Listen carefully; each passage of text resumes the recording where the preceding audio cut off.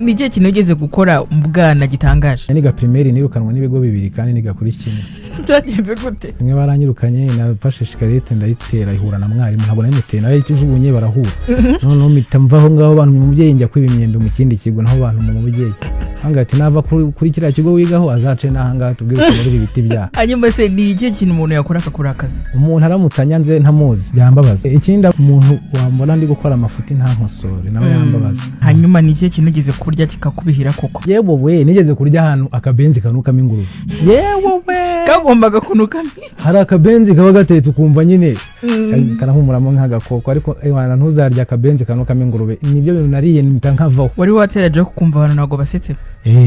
Hariyo wibuka? Hari brage nigeze gutera nyine mbango Tour du Rwanda mbere nari nzi ko barimo nivuga butumwa kubera ko kera nyine abagamo mutwa Haleluya Joseph akajya bageza ngo haleluya haleluya haleluya narayivuze mu abantu barimo aho kwikiriza na amen.